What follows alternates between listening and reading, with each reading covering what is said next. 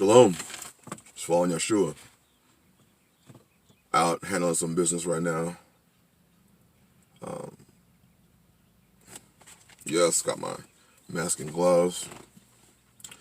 First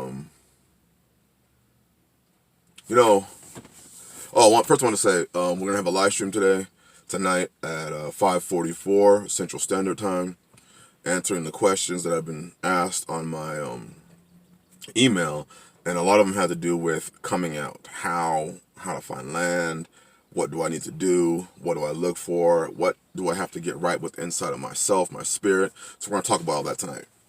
But today's video is about the Rapture Doctrine has infiltrated the faith.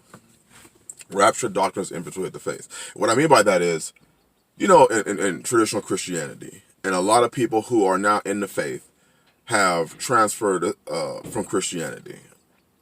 A lot who are in the Hebraic faith of Israel were people who left Christianity and came over to the faith. But they brought over a rapture doctrine. What I mean by that is the rapture doctrine is, for those who don't know, they believe they're going to be whisked away before trouble comes.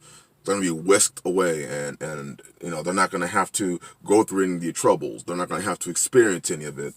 They're not going to have to go through anything, even though if you read the book of Matthew chapter 24, Second Esdras, anywhere, you'll see that many, the elect are going to have to go through these times, these troubling times. But now in the faith, we have a lot of people that they still have that rapture doctrine, even though they don't believe they're going to be whisked away. They just believe they're just going to be safe. They don't have to do anything. All they have to do is exist. And Yah's going to provide a way out. He is providing a way out. How he has historically done it for our people. The way out that Yah has provided for his people is they must move in faith, and he provides a way out. And this is part one of a two-part video. I'm going to take care of this business, and then I'm going to do part two. But people confuse fear and faith. They have a great confusion when it comes to the two terms, fear versus faith. And they say you are moving in fear. Well, the Bible says the prudent man foresees the evil and hides himself. The foolish one passes on and is punished. The foolish one will see the signs and continue moving on and being punished. Noah, was he just whisked away? No. He was given the signs. He was obedient to the Father, and then he moved and built the ark. Lot, was he just whisked away? No. He had to physically get up, leave his possessions because he wanted to entangle himself with Sodom and Gomorrah into their ways. And here's the thing: if you are involved in the ways of a nation, you're going to be involved in their customs. You're going to eventually get enthralled in their customs and be captivated by their customs and want to start to participate in their customs. So there is no rapture doctrine for the traditional Christian church and for the Hebraic faith, or for the Israelite faith of the Hebrews or the strangers. There is no rapture. There is no, you're going to be whisked away. You're going to be, Yah's going to just drop a little bubble over you. Historically, all over the Bible, Yah's people had to do something for the preservation of themselves. We read the book of Maccabees, or first Maccabees, or the second Maccabees we were reading, and it was Maccabees, or it was Mattathias, talking about, because the Greeks attacked on the Shabbat, and they said, listen, if we don't fight on the Shabbat, we all going to die. Because, he had just watched a bunch of his people die. I don't understand the idea that that in our ancient times, our people had to suffer. But suddenly today, we are so arrogant and prideful to think that we don't have to do anything, and it's Yah's responsibility to just whisk us away or drop a bubble and we're going to be safe no matter what. I think what it is that we don't want to have to do anything. We don't like the idea that we're going to have to put in work and effort and blood and sweat and tears. And because, see, Yah giving you wisdom, Yah giving you the vision and you moving in it means you must believe in what Yah says. That's the exercising of true faith. Faith isn't, I'm just going to sit here and do nothing. That's not faith. That's laziness. Let me ask, how many people have guns in their homes? How many people have called 911? How many people lock their doors? How many people lock their house door, lock their windows? Where's your faith? Why are you operating? And that's for the next video. But you're saying that this is faith that you're operating in, and that you just believe that he's going to, protect you. He is protecting you the same way he has traditionally protected our people. Look at the story of Joseph. How did he protect him? How did he save Joseph and Israel, Joseph's brothers, his whole family line? How did he do it? How did he do it with the story of Rahab and the spies that she had to bring in her house and risk being persecuted, being killed for sheltering the spies? Joseph, Pharaoh got the dream. Joseph interpreted the dream to the saving of his house. Through that, he was able to save his own house. It didn't just come like, oh, don't worry, I'm just going to grow the food for you. No, had Joseph not been there, Egypt and everybody else is going to perish. It takes faith. It takes real actionable faith. It takes not this doctrine of, oh, I'm not worried about it. Here's the thing. Even the heathens and the pagans have an understanding of they have to do something. Why is it when it comes to Yah's people, we have a book that tells us what to do? We have a book that tells us, go to the ant, thou sluggard, consider her ways and be wise. In the summer, you plant, you harvest. You work hard so that you may have in the winter. The ants understand that concept.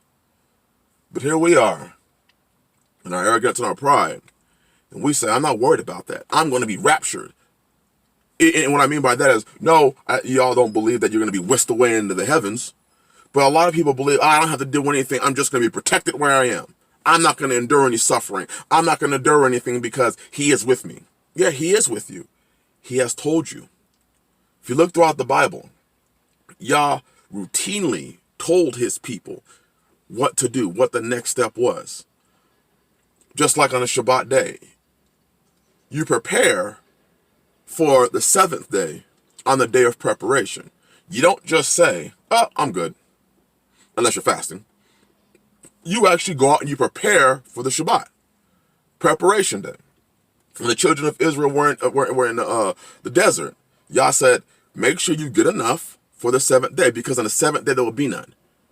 And those that did not heed Yah's words and collect for the double portion for 6th day and 7th day, there was none on the 7th day. We need to take this time that we are in right now with wisdom and say, Yah is showing us, if you are Yah's people, Yah was showing us things ain't going to be the same no more. He is allowing those that have wisdom to see what is happening and to share. And many are sharing. Many are saying, hey, these times are not good for Yah's people. This is an opportunity and a time for us to wake up and to make moves, to make actionable, real moves, to do more than just fall on our knees and pray, but then to get back up and to listen to his voice and to move and do, not sit back and wait for some rapture bubble to land over us in which we're going to be protected, so that we don't have to do anything. We don't ever have to make any moves or do anything. All we got to do is sit back and he's going to whisk us away, just like the Christians believe. It's like the Christians believe, oh, the rapture is going to come and we're going to be safe. And right before the troubling times come, he's going to take us away. Well, a lot today believe that they don't have to do anything because before the real troubling times comes, he's just going to provide a little bubble for you. And you're going to be safe right where you are, doing what you've been doing, living how you've been living. No, there are always consequences for our actions and for our inactions. And right now is a major time for action. Amongst us, Yah's people, actions. Not sitting back waiting. For those that have gotten your stimulus check, I hope you are putting, first of all, have sought wisdom from the Father, but are actually considering what happens if this economy never comes back? What happens if I'm never able to get that job? What happens if I'm never able to live what I've used to live? Because I don't believe we're returning back to that. The simple fact that they are trying to reopen this country when the virus is still out there shows me that they have no clue what they're doing. We're going to close it down so that we can stop the spread of it. Oh, we're going to reopen it. We need to reopen it because our economy is falling. They have no clue what's going on. Which means we must use the wisdom that the Father given us to start foreseeing the evil. What could come from this? Foresee it and make actionable plans. Do something about it. It's amazing that so many who claim they're in the faith are actually have more faith in this system than they actually do in Yah. There is going to be no rapture. There is going to be no magic bubble that's going to fall over you and protect you from all the things that are going around. There is going to be no magic bubble that just protects you and raptures you away from all this. The storm is just getting started. For those that have the ears to hear and the eyes to see, you've been able to see it. I sincerely hope you're doing something about it. I'm going to go take care of this, and I'm going to come back and do the part 2, fear versus faith. But there is no rapture. Like Joseph, like Abraham, like Isaac, like Jacob, like Rahab, like Ruth, like and Naomi, like so many of our ancestors, we've got to do something. And we've got to do something more than just sit around waiting for a whisking away or a magic bubble. That complacency is how many people get destroyed. Bless you all. Shalom.